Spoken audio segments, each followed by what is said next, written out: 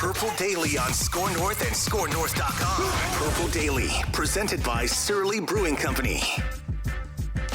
What's the best part of this current scheme that possibly previous schemes with this team you didn't have? What do you like the most about what you're seeing from this scheme? There's nothing that stands out particularly. I think so many offenses, there's a lot of similarities. There's a lot of carryover. It's really just a new way to call it. It's a different language to really say the same thing. And so you're learning a new language just as much as you're learning a new system. And that's really where the studying has to happen. So much to unpack. So much to unpack. Let's oh my God. That's the first time I've actually seen that clip. I read the quotes. That's the first time I've seen the body language in the clip. First thing to unpack, Kirk Cousins hates you. That's so unfair. Absolutely. He does not like you.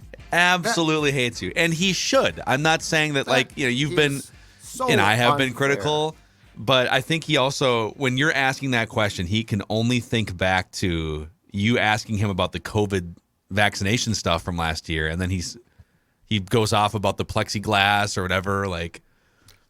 He despises you. That question that I lobbed, that softball, that layup softball that I lobbed at him on Tuesday had a multitude of possible responses to be like, I love the system. I sort of played it in Washington and it's going to be familiar and oh my gosh, everything. He might hate me, but I gave him a layup. You did. And he missed Luka to Wiggy. He missed the layup, and we'll get to it in just a second here. This is Purple Daily, Daily Vikings Entertainment. We just want the Vikings to win a Super Bowl before we die.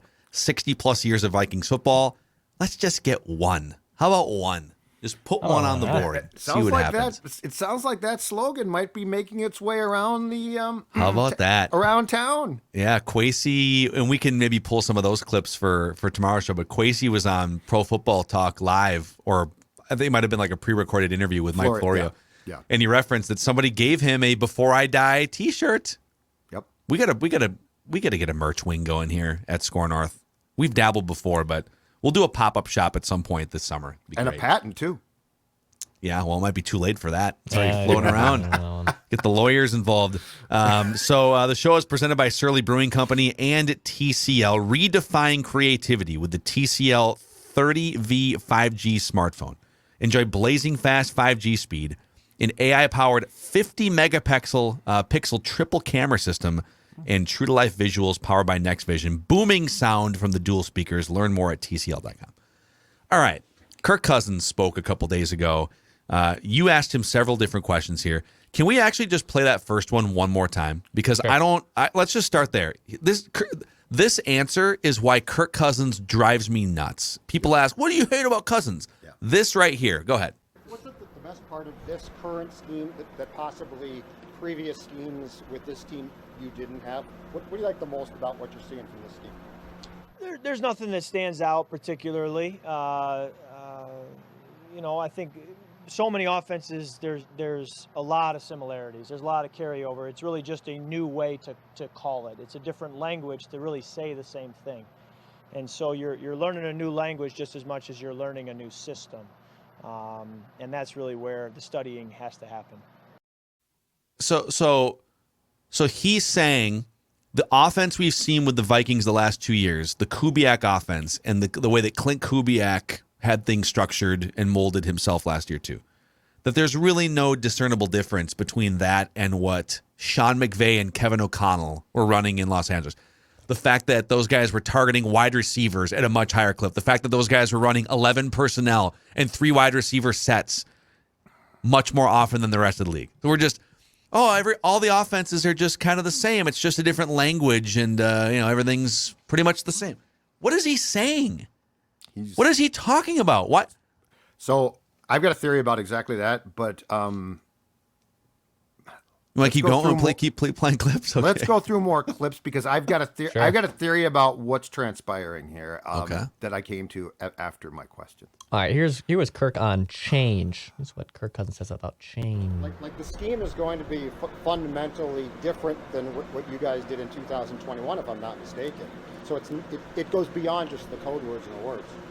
It certainly does, and I think 18 to 19 it changed. Going from the system we ran to then having Kevin as the OC and Gary Kubiak's influence, and then in 21 it changed. When you have some changes with the staff, and so there's always that evolution and of change. But certainly there are elements that are different, but there's only so much you can change. I mean, at the end of the day, you do have sort of these staple foundational pieces that are pretty consistent across the league. So here's my theory. He's just downplaying all of this. Yeah, he did. So my theory is this. So, there could be a theory that, he doesn't want to talk too much about the scheme and it's going to be different because, you don't want to give away any trade secrets, and that's definitely a football thing. But I don't think that's it in this case. And it's May 26th, so I'm going to try and contain myself a lot right now.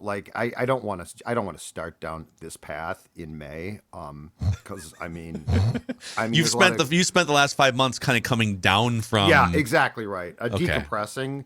So I've tried to take the proper meds for my what I would describe right now as cousinsitis. So I'm trying to just stay down. But so from the two responses that you guys or that Declan just played, here's my theory, and I'd be curious if you guys agree or not. I feel like Kirk, and this is one of the things that bugs me about Kirk, because remember, my fundamental problems with Kirk are not the physical things. I don't think, oh my God, he can't throw that pass, or oh my God, he's not good at that. I think he's, 1,000th time, he's a good quarterback. But I feel like Kirk is always trying to be very calculated, and I think he's a smart dude in managing the expectations of how much blame he can take if things go wrong. And I feel I feel like the ordinary response from a guy who has basically gotten his coach back, and supposedly Kirk got up and said, Kevin O'Connell's my guy, and Kevin O'Connell said, absolutely, I've worked with Kirk. I feel the ordinary response to that press conference would be an excitement of, I'm getting to work with him again, and you don't give away secrets, but you're like, this is going to be great, and look, I saw the Rams, and I thought to myself, that'd be great. That would be the response I would give, and that would be the response I would expect. But I think Kirk likes to manage the expectations. And I almost feel like on May 24th, and this sounds crazy, but on May 24th, I feel as if Kirk is trying to already create this distance. So if it doesn't go well, it's not, he knew the offense and is screwing things up. And this is why I always come back to, I think it's very important to talk about Kirk from how well do you know him standpoint, not a can he do this athletically standpoint. That's my theory. Let's play one more clip. We got one more. I don't know what it is, but let's just play. Yes, about the tension from Mike Zimmer now to KOC. And okay. So real quick. So this is, I did read this quote, but we'll hear. So it's very obvious that Mike Zimmer and Kirk Cousins did not see eye to eye.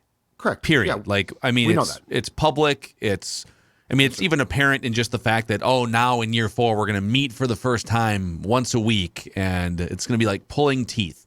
And now he's got this relationship. Both guys rave about each other. KOC, Kirk Cousins, right? There is no denying it's fundamentally different, the relationship here, okay? I've always been somebody who cares about how things go, and as a result has butterflies going into it. And so you don't have to believe me, but I'm sitting up there drawing plays. We have about a 45-minute break before practice, and I'm sitting in the quarterback room just drawing plays, and I'm got butterflies in my stomach to go to practice. I mean, there's still a tension. You're being filmed, you're being evaluated, you're trying to take another step as a player, and so you always have a deep care and concern for what you're doing, and as a result, there you feel that tension in a good way, and so I don't think that'll ever go away, and I think it's never needed to come from a coach. So, and that was a little bit of a different clip than I thought it was going to be, but he's downplaying what he's doing throughout these clips is he's downplaying the excitement of a new era, of a new offense, right? It's not really that different of a scheme. Everything's kind of the same. It's just a different language. I think what drives me nuts here is I'm trying to give him the benefit of the doubt this offseason. I have also come down from my cousin's-itis. Okay, this team's going to be better. He's got the coach that he wants. They found a right guard that's an actual professional. He's got weapons. The defensive scheme and personnel should be better and different than last year, right? Like, I am trying to buy into this new era that's still led by Kirk Cousins. I don't think he's a bad quarterback. I think he's one of the 15 best quarterbacks in the world. I don't think he's a bad guy. He's just uninspiring. He just has zero charisma or ability to get up there. Hey, here we go. OTAs, baby. I'm going to command this room right now, and I'm going to tell you guys why this is a great thing for Vikings football and how excited we are. Like, this is your chance to your teammates, to your coaches, to the fans, to the media. Yes, love the fact that Kevin O'Connell is here. We don't have to dump on the old guy. We won some games. We won a playoff game there too, but boy, I'm not going to get into the details of the scheme, but I really feel good about what we're running. And instead, he's just like, oh, well, it's just kind of, there's just sort of different ways to, you're going to be led by that. Right. By that, like when people question his leadership, it's not being pulled out of thin air. Okay. By the way, we hear anecdotes. You've covered the league. I've covered the league. But if you can't see it, this is it right here. These clips that we're playing for you. Right. This is your chance as the leader of the franchise. If Tom Brady and Joe Burrow are the hosts of a party, Kirk Cousins is the coaster under your drink. Like, that's what you're getting with these clips right here. He is a plain potato chip. He is flavorless soda water. Huh? Give me something, dude. Give me some excitement, some personality, some gravitational pull. Right. He just, that's what drives me nuts. So, first of all, the last clip that we just played was my question, but it was the third question in a row about the change of the environment there, okay? Chris Thomason asked back-to-back, and then, so I basically, and Chris asked good questions that, again, Kirk sort of, he's expert bob and weave, man. This guy could box. By the third question, I said, yeah, but we know things were tense here last year. We know that, you and Mike, and I think I phrased it as, Kevin and you certainly talk more than you and Mike did. Newsflash, that's shocking. Yeah. And that was his response, was to turn the question on its ear and tell me, I'm always nervous. Dude, that has nothing to do with the question. I said, are things better? When you say he's a good person, here's where I will throw a little bit of cold water on that. Well, I said I don't think he's a bad guy. Bad guy? Okay. I think he's a very calculated guy, though. And I'm telling you, everything that he said about Kevin O'Connell's offense, I thought distanced himself. It was as if Kevin O'Brien or Kevin whatever, who he had never met in his life, was installing an offense. Like, it wasn't like, I know the offense, I played for this guy, I really like this guy, we're about the same age, this is going to be great. It was this whole thing of, all the offenses are sort of the same and blah, blah, blah, basically saying, because if it fails, it ain't my fault. Just to bring this also, in the appearance that we discussed, where Kwesi Adolphus-Mensah went on Pro Football Talk and was asked about Kirk, one of the things that he said, and I think the appearance was made yesterday, so this is very much goes into what we're talking about for this week. One of the things that he said is, we called Kirk in, and we're partners. Like, we are going to be partners here, which is 1,000% correct. The quarterback is a partner. Did any response that you guys just heard strike you as a guy who believes that his name is on the law firm? Because I don't feel that way. No, that's a great way of putting it. It feels like he is trying to distance himself from the new scheme, from what I just heard, and from all the other stuff that I just have read through all the quotes and stuff too. He's not. It doesn't feel like he wants an ownership stake in this. It feels like, hey, I'm a mercenary. I get paid what I get paid, and I just work here. I will learn the language. I will use my flashcards, and he's not a driving force of leadership, of culture, of winning in his career. He's not going to lead you to a 4-win season. He's too good for you to be 4 wins. Yes. But when we talk about what is the missing chip, why are his teams 500? He's one of the top 6 passer ratings of all time. You look at the list of the top 15 that we've talked about on the show. The other 14 quarterbacks are all well above 500. In some cases, 50 to 100 games above 500. And he's 500. Why? Well, defense. It's defense. Well, it's offensive line. It's this, it's that. And there's some components there. Yeah, was Peyton Manning lucky to have Jeff Saturday for a decade? Absolutely. Absolutely. Did Peyton Manning make Jeff Saturday better through leadership, through communication, through culture setting? Yes. And people don't look at it the other way around. It's like we look at all the reasons that the team holds Kirk back. When you pay a guy the third most money to the cap, I need a guy that is making everyone else around him better, taking ownership. Even with the media, like it's I don't know, man. There's a certain quality you need to have as a quarterback. It's the host of the party quality. It's the Joe Burrow, Tom Brady, Patrick Mahomes, gravitational pull, charisma quality. Yep. Not the, well, The scheme is going to be fundamentally different than what you guys did in 2021, if I'm not mistaken. So it goes beyond just the code words and the words. It certainly does, and I think 18 to 19 it changed. Going from the system we ran to then having Kevin as the OC and Gary Kubiak's influence, and then in 21 it changed. When you have some changes with the staff, and so there's always that evolution and of change. But certainly there are. God, he's just. But this man don't talks you so hear much, it? man. Driving It's me calculated though, because do you know what? So here's where he's smart. Like here's where I give him full credit. He's taking my question and very, very sort of subtly, but not speaking to his followers, which are the people who say it's not Kirk's fault. Here's why. Kirk's giving them. Look the at all answers. these changes. Oh, see, it changed again Exactly. here, and it Kirk's changed telling again here. his followers through me. So he's basically, I'm being used. He's taking my question and spinning it to what he wants his followers to think. But that's why we fall into the mass of Kirk fans who are like, well, you guys, it's not Kirk's fault. He told us it's not his fault. Yeah. Like we hear it and get frustrated. The Kirk followers hear the same thing and think, oh, okay. Don't expect too much from him. It's not his fault.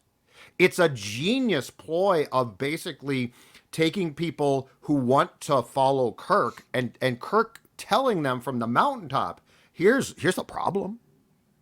Yeah, I don't know. It's so weird. It's hard to even kind of fully explain. Like I'm sorry to keep. We'll move on here in just a second, but this clip again is the best part of this current scheme that possibly previous schemes with this team you didn't have. What do you like the most about what you're seeing from this scheme? There's nothing that stands out particularly. Think about that answer for a second. Yeah. And maybe some of it's just he just hates you, and so he just doesn't want to like give you but an. Some of it could be that he just doesn't want to really. But it doesn't matter. He hates you. I'm giving him a layup, right? But I'm trying. That's an olive branch question. Like, yeah, he doesn't want to take your olive branch. Tell me what you love.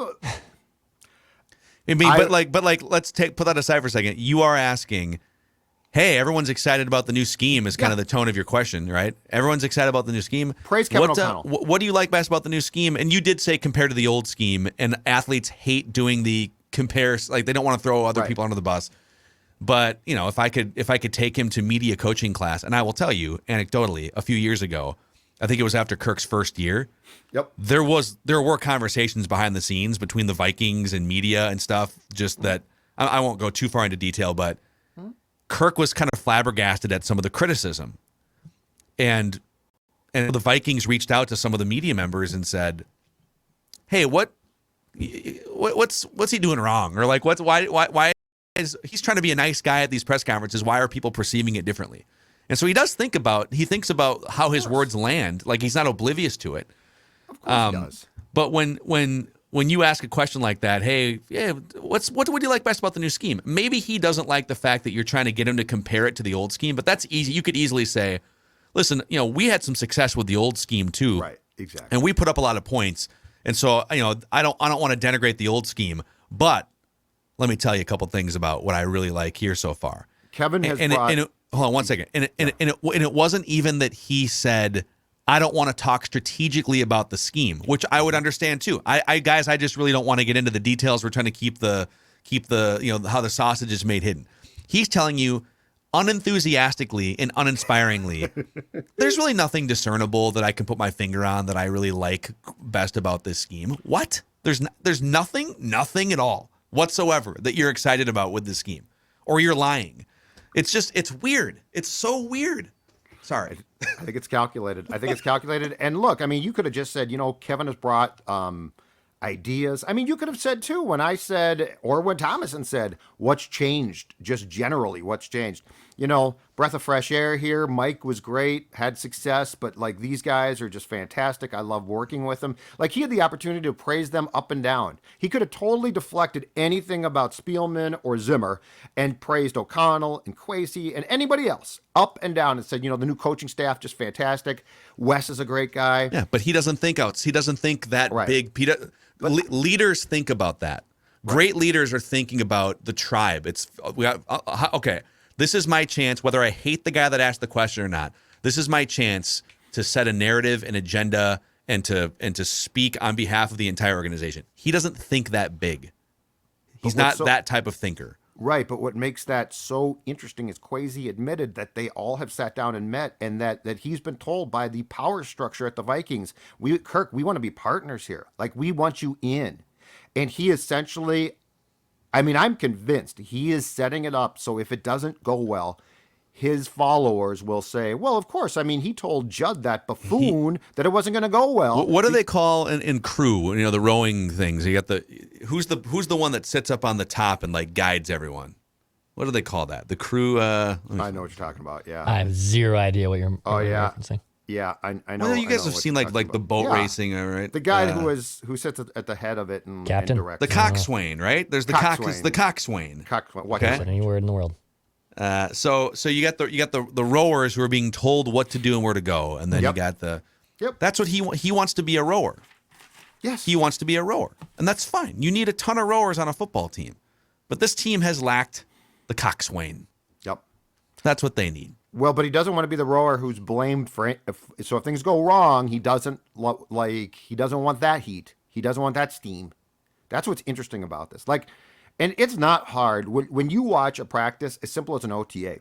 It's not hard to pick up on the guys who are taking charge and the guys who are following. Like Justin Jefferson just takes charge, works his ass off, takes charge, gets in guys' faces, not in a bad way, but he's very vocal about things.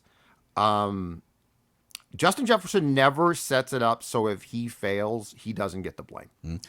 Okay, I have one more thing on this, and then we'll shut up. We'll get to what people are saying about the Vikings and Random Viking of the week. But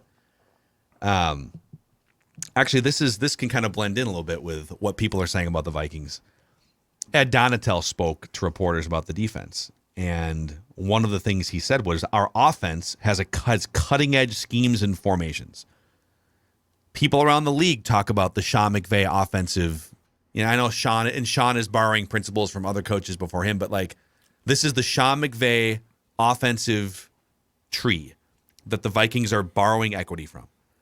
And everyone around the league says it's innovative, it's fast-paced, it's about creating mismatches, it's about putting 3 wide receivers on the field, right? What are people saying about the Kubiak offense in 2022? Not that it's garbage, but certainly not the same praise, right? They're not saying the same thing. Yeah. So the football world, including Ed Donatel, who's on the coaching staff, is calling it cutting edge innovative, right? Mm-hmm. Know that there's a difference between what McVay and his disciples are trying to do compared to some of the other offensive coaches. And the quarterback of the team is saying there's really nothing discernibly different. It's just different language, basically. And Kirk did go on to say, I don't think that we have this clip, but at one point he also said, though, that because he was asked about how things were in Washington when he was there with McVay, and then I believe his quarterback's coach was KOC for one season. And at that point, Kirk said, yeah, you know what? A lot has changed since then, man. A lot of this is different. Again, sort of allowing himself the luxury of if it does not work, well, I had to learn. He is setting this as I am learning an entirely new scheme. Because we all were like, again, hey, you sort of ran this, right? And he's like, the thing in Washington's a long time ago. It's come a long way. Partially true, but you would expect more excitement about the fact that you're now in this, like, to use Donatello's word, cutting edge offense, which is really cool. Everything about him is a guard against a mistake. Yes. His quarterback ethos in the book that he wrote several years ago is about trying to avoid mistakes, trying to avoid fault, right? He wants to avoid mistakes, avoid fault. And I think you're right. I think your read is right when he talks about, it's really a lot of, like, I'm using flashcards to learn the language again. It's just a lot to take on. What he's doing is he's setting it up so that, hey, just so everyone knows, this is a huge change. This is a lot to take on. As opposed to, oh, yeah, I've been in this before, and I've worked with Kevin O'Connell before, and everything will be fine. Like, he's trying to set it up so that if it doesn't go well, and this might be subconsciously in some ways too. Yeah. Anyhow, now if you disagree with us, you've probably either stopped listening, but if you haven't, hit us up in the Purple Daily YouTube comment section. Let's talk about our friends at Underdog here real quick, boys. We have discovered the best and easiest way to play fantasy sports and get a sweat on games. UnderdogFantasy.com and the Underdog Fantasy app. So as we look ahead to football season, this is the best part, all right? So you do season-long drafts. You draft a full roster of players. And then once the draft is over, no waivers, no trades, no lineup setting. You might be thinking, what? Aren't you screwed if you get injured? Well, you draft a roster, including bench spots. And Underdog will take the highest scoring players, and those are your starters each week. So if a guy goes down with an injury or whatever, you don't have to worry. They'll just take your highest scoring players. No stressing over the day-to-day or week-to-week management. Underdog Fantasy is so easy, Judd can use it. I can't wait for football. It's going to be a blast. I seriously can't wait now. Dex is in there, on golf tournaments right now. Dex is going nuts on golf. Yeah, just putting the under on Ricky Fowler every time. Ricky Fowler. I made a WNBA bet the other day. Okay, like I'm all in with Underdog. They have a great selection of stuff. Love it. Look at you. Sign up now with the promo code SCORE, SKOR, and Underdog will double your first deposit of up to $100 in bonus cash. So there you go. You can help us too if you sign up with the promo code SCORE, SKOR. And maybe while you're perusing through, seeing what you should get a sweat on, you can have a beer in your hand, Judd. That'd be kind of exciting. And if that's going to be the case, there's only one true beer, and that is anything from our friends at Surly Brewing Company. And in fact, yesterday when I was out shopping, if I can show you guys this quickly, I'd like to show you. Some folks have pictures of relatives, mom, dad, kids. Well, you know what I do? I stop at the liquor store and I take a picture of, that's right, the latest, the Hop Stop, Surly. The summer beers are out, and ladies and gentlemen, they're going to be fantastic. And of course, that does include my favorite, which is the Surly Furious. So yeah, Surly Brewing is where it's at. I am proud to talk about them on a daily basis because you know what? They produce a damn good beer. Surly. Amen. All right, boys, what are people saying about the Minnesota Vikings? Ed Donatel, I'll read you the full quote here. I alluded to it a couple minutes ago. Ed Donatel said on Tuesday, one of the great things is the offense we get to see every day. The offense that's pretty much the same, indiscernible from the Kubiak offense. We're going to have to get past this, Phil, and it's going to be tough for both of us. God, dude. I know, but we need to get past this, and I don't know how now. Our offense has cutting-edge schemes and formations, and that helps us get better. What Kevin and Wes have put together, it can only help us get better. Mm-hmm. Let me ask you this. Do you think the Vikings have a cutting-edge defense on the horizon as well? We're talking about the cutting-edge offense, but do you think the defense has a chance to be cutting-edge? Oh, boy. This season, I don't think so, but here's what I like about defenses in this league across the board. I feel like we're coming closer to, and my answer is I guess sort of yes, and here's why. This league is coming more and more closer to athletic positionless defense. And I say that because of one thing. You will be amazed when training camp starts and you see the majority of linebackers on this team now look like safeties. Like the days of the big hulking tackling linebacker are going away. They are essentially safeties. So do I think the Vikings are inventing this? Absolutely not. Yeah. Do I think that they're adapting to it? Absolutely. And with how prolific offenses in this league in the last 5 years or so have become, I think more and more defensive people are saying it can't be just schemes, right? It's got to be philosophies and actually how we develop our players.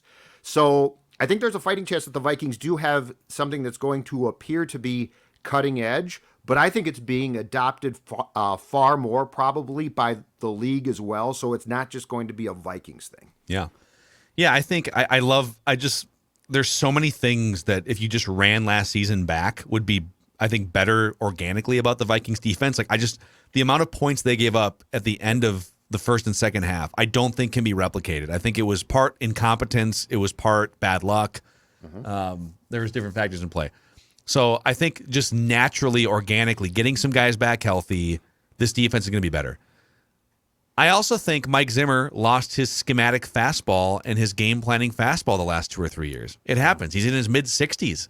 When they hired him, he was in his 50s and probably just a little bit more entrenched in what football was in 2012, 13, 14, leading up to when he got the job.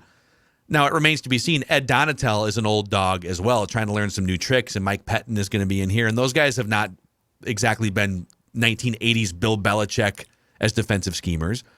But I like the open-mindedness. I like these thoughts that are being floated about running 3 safeties out there. I love the idea of Danielle Hunter and or Zadarius Smith putting a hand in the grass or maybe lining up as linebackers. You never know what's going to happen. So they just have so many interesting chess pieces, young and old, to use on defense. And whether it becomes cutting edge or not, I guess remains to be seen. But they've got some players. Eric Kendricks is the most interesting one because they're still not very deep at linebacker. And he is 30 years old now.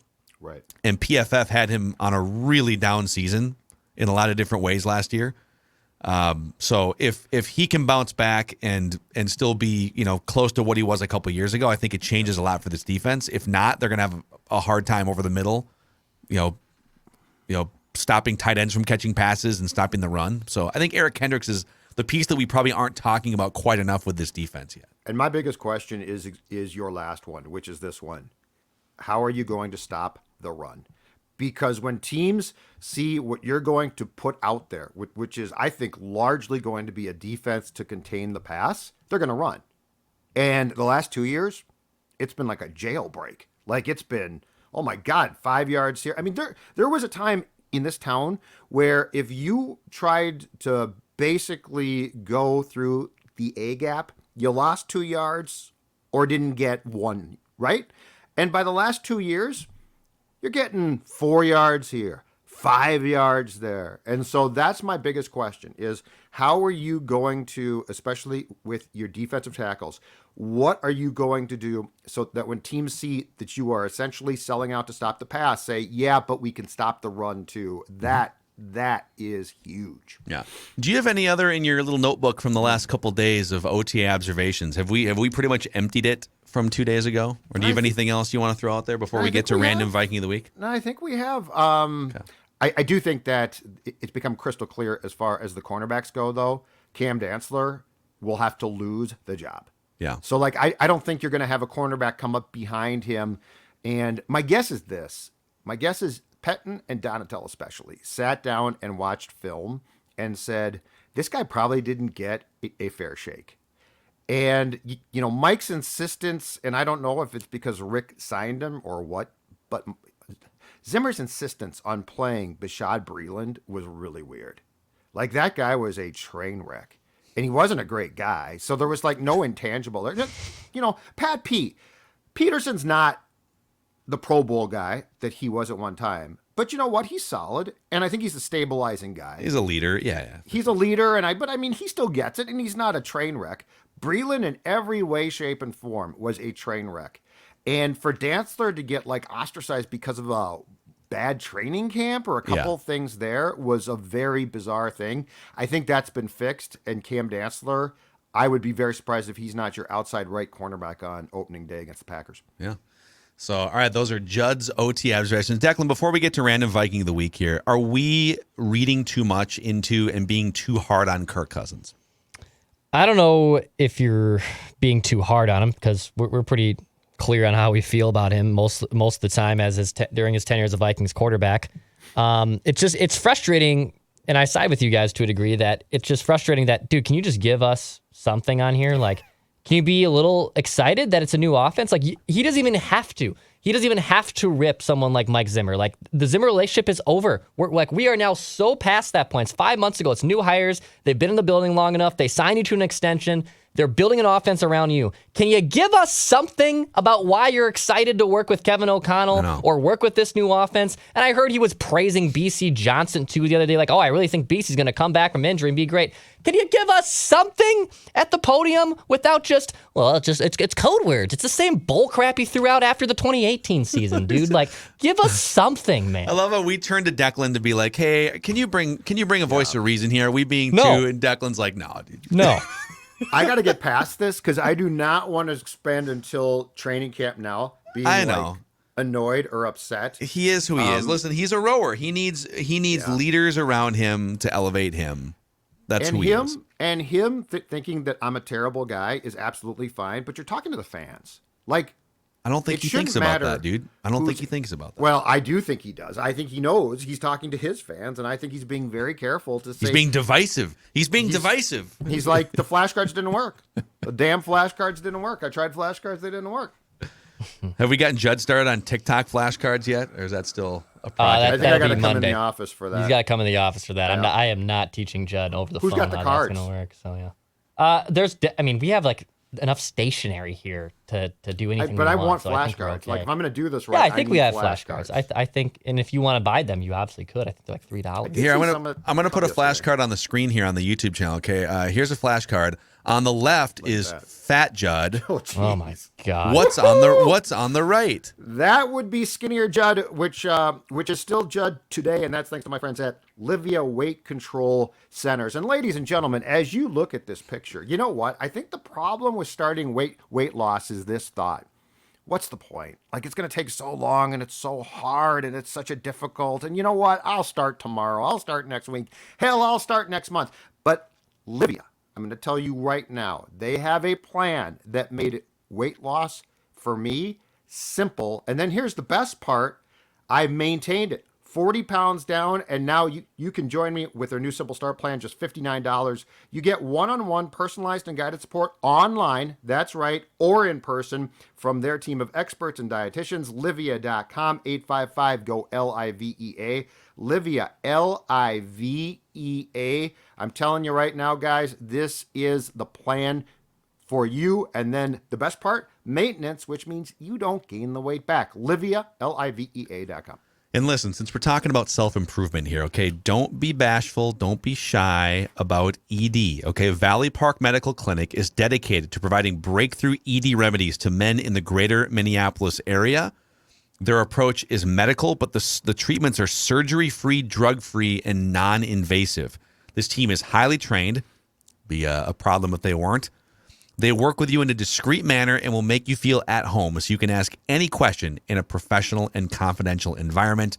ValleyParkMedicalClinic.com.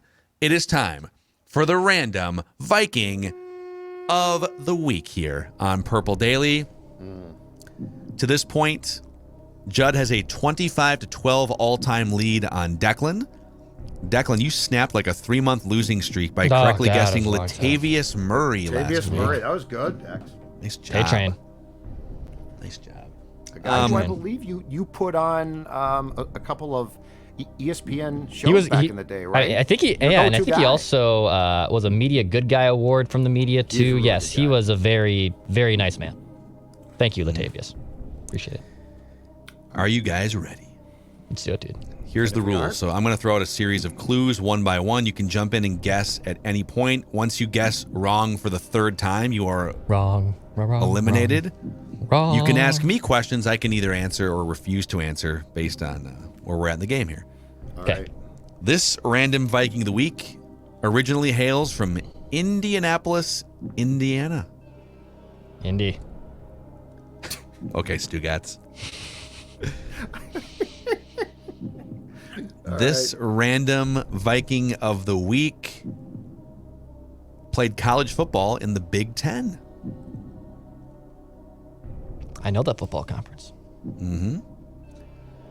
This random Viking of the week was rated as a 4-star prospect out of high school by Rivals.com and Scout.com and was the number 1 player in his state coming out of high school.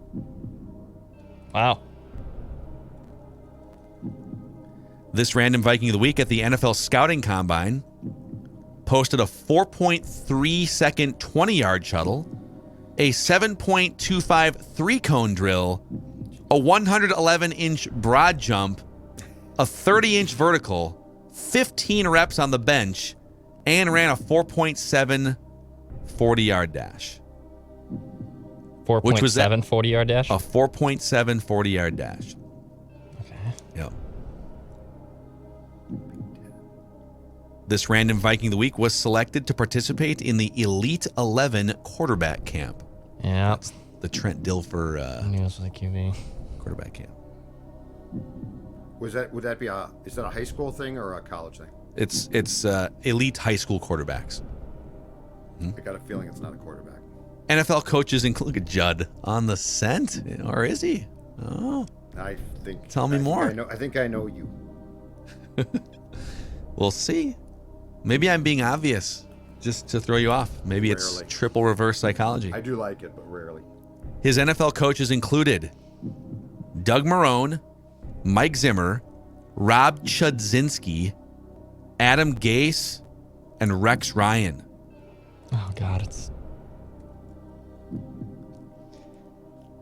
Yeah. This random Viking of the week actually went undrafted out of college.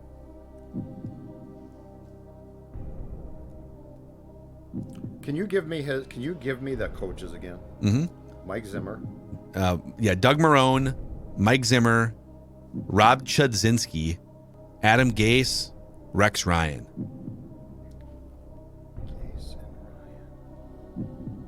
This random Viking of the week I like this. Hold on.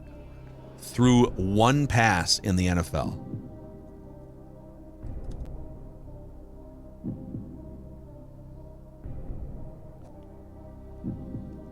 He caught 27 passes.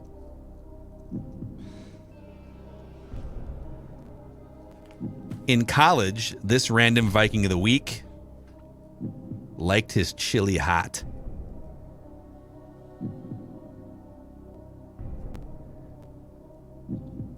Oh. Big Ten. Like this chili hot. And he threw a pass? He threw a pass in the NFL. He did throw a He pass. probably didn't throw it with the Vikings. He did not throw it with the Vikings. This random Viking of the week wore these numbers in the NFL. Oh, my God. 47, 48, and 87.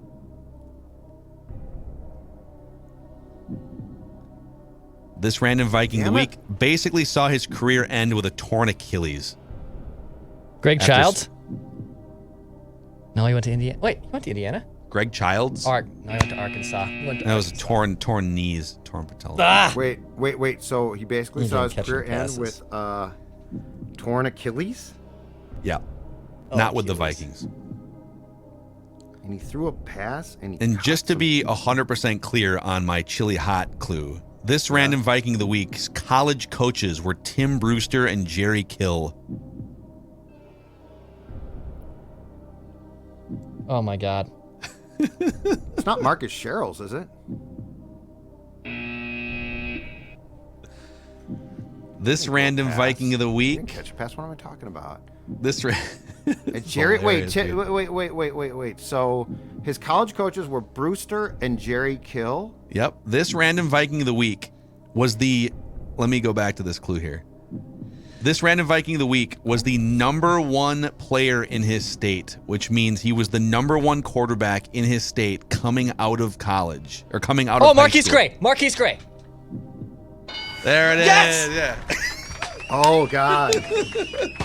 I forgot he even played here. Marquise Gray. He spent Nice, a year Declan. as like a hybrid fullback tight end on the I Vikings would've- roster. You know what? I was racking my brain on Gophers. I didn't remember How about that it? one. Dude, he spent like 6-7 years in the NFL. Marquise Gray. Yeah, that's a The good run. Dolphins, the Browns. right? Special teams, fullback, tight end. Yeah, God, Chudzinski. couldn't complete a pass to save his life in football, but Oh, yeah. in I college. forgot he should say. played here.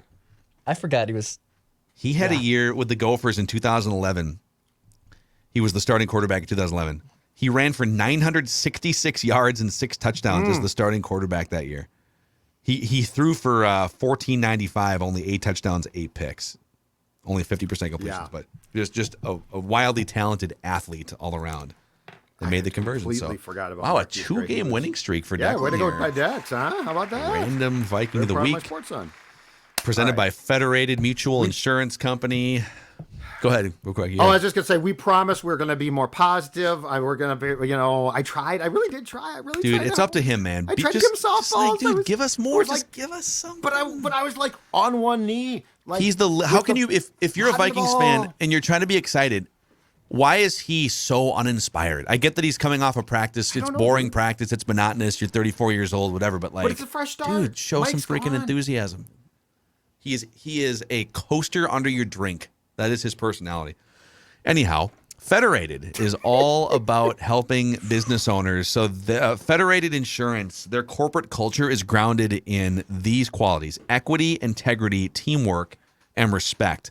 And these 4 cornerstones create the foundation that supports all interactions and decision making. Federated Insurance has been around for over 100 years, helping business owners maximize their success. You can find out more at federatedinsurance.com, where it's our business to protect yours. There it is, boys. Purple Daily on this Thursday. We got a 4-question Friday tomorrow. Maybe we can hit some more. Quasey with some really interesting stuff with Mike Florio that we can dissect. And we'll do that on tomorrow's show. Over on Mackie and Judd, Reckless Speculation Thursday. So check that out too.